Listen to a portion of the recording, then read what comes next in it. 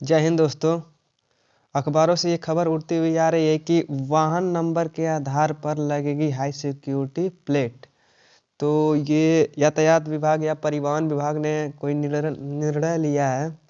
तो हम जानेंगे कौन सा वो डिसीजन है, आखिर क्या होती है हाई सिक्योरिटी प्लेट, इसे न लगवाने से क्या होगा, लगवाएं तो क्या होगा, कैसे इसको अपने बाइक्स पे लगवाना है या नहीं लगवाना है, सारी जानकारी हम इसमें लेंगे, आगे डिस्कस करेंगे।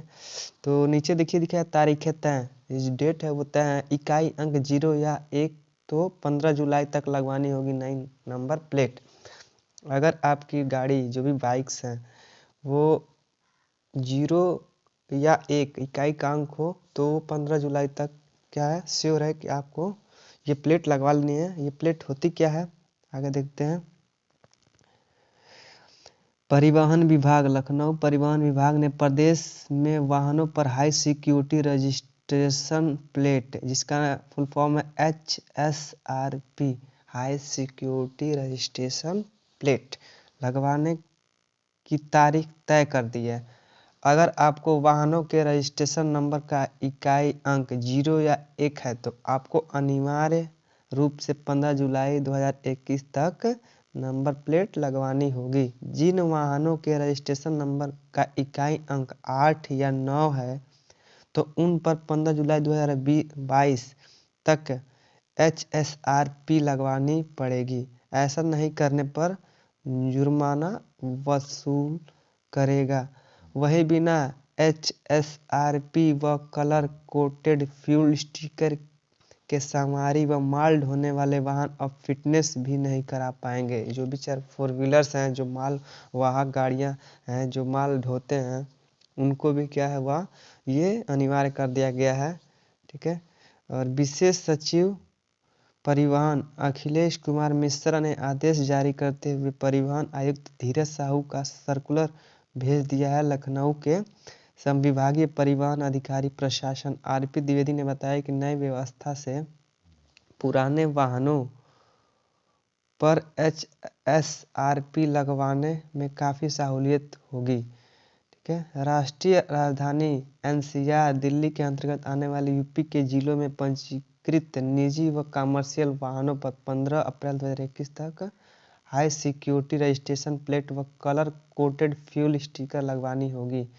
इन जिलों के वाहनों पर इकाई अंक वाली व्यवस्था लागू नहीं होगी। ठीक है। तो ये आपको लगवाना पड़ेगा जिसके इकाई का अंक 0 या 1 हो, उनके लिए 15 जुलाई 2021 तक, और जिनका इकाई का अंक 8 या 9 है उनको क्या हुआ 15 जुलाई 2022 तक। ये शर्तें दी गई हैं परिवहन विभाग की तरफ लखनऊ से। और यहाँ पे देखिए साइड में लिखा हुआ है कि पुराने वाहनों में रजिस्ट्रेशन नंबर के आधार पर अंतिम तारीख, ये डेट लिखा हुआ है कब, अगर इकाई अंक क्या हो तो किस डेट में आप अंतिम वो तारीख है उस डेट के अंदर ही आपको क्या करना है, उसको लगवा लेना है नंबर प्लेट को।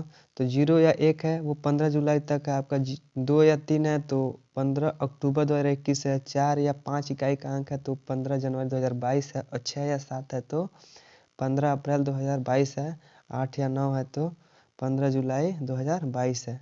ठीक है। अगली खबर हम देखते हैं क्या है अखबार से।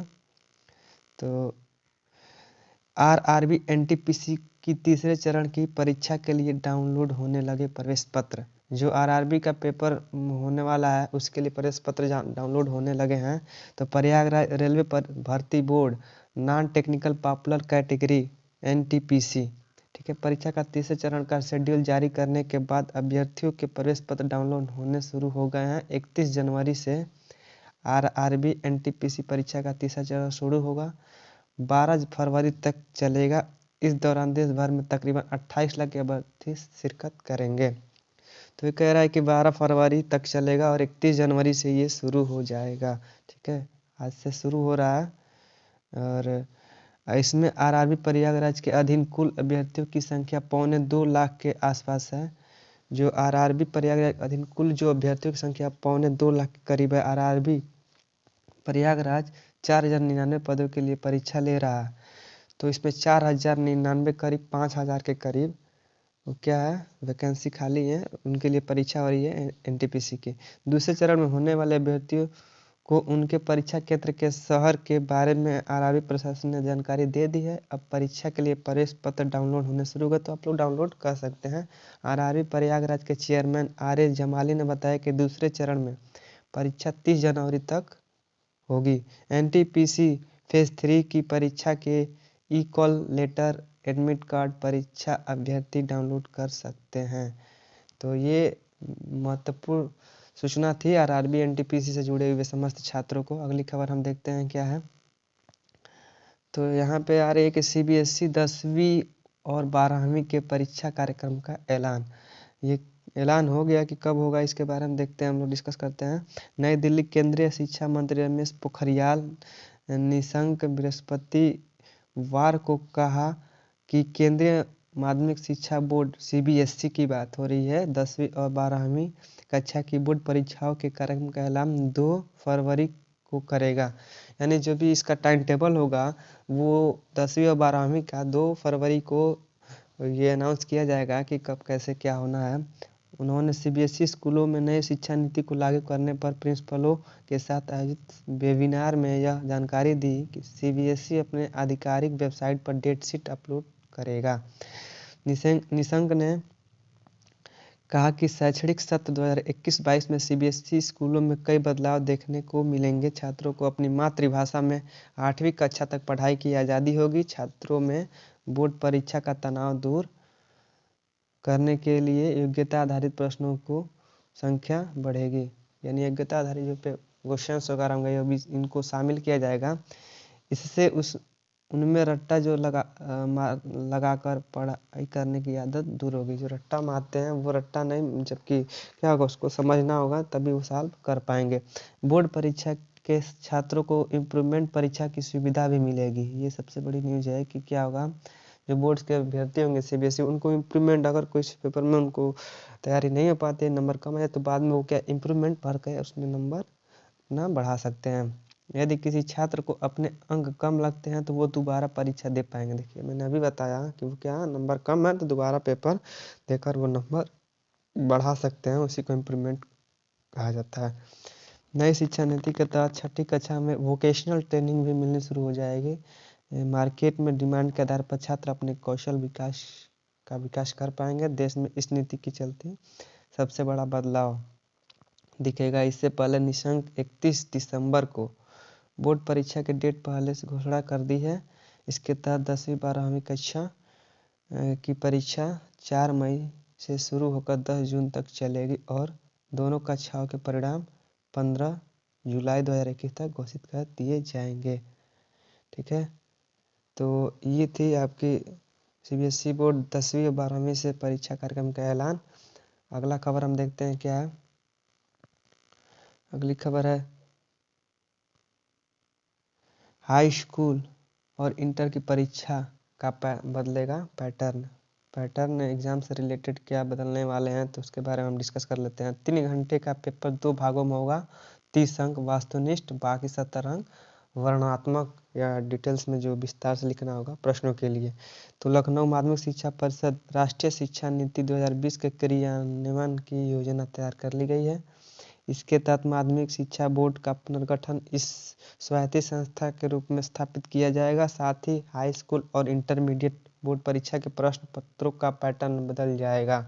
3 घंटे का पेपर 2 भागों में बांटा जाएगा। पहला भाग 1 घंटे का वास्तुनिष्ठ ऑप्शनल टाइप का होगा, एमसीक्यू। यह 30 अंक का होगा जिसे ओएमआर शीट पर हल करना होगा।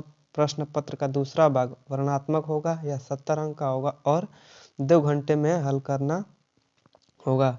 प्रश्न पत्र में संबंधित विषय के उच्चतर चिंतन कौशल से संबंधित प्रश्न भी रखे जाएंगे। वहीं रीजनिंग टाइप के क्वेश्चंस आएंगे। वहीं विज्ञान और गृह विज्ञान विषय में वास्तुनिष्ठ प्रश्न पत्र 50% और प्रायोगिक गतिविधियों के से संबंधित जो प्रश्न होगा वो भी होंगे। विभाग ने इसकी योजना केंद्रीय मानव संसाधन विकास को प्रस्तुत कर दी है। माध्यमिक शिक्षा विभाग ने राष्ट्रीय शिक्षा नीति क्रियान्वयन उप मुख्यमंत्री डॉक्टर दिनेश शर्मा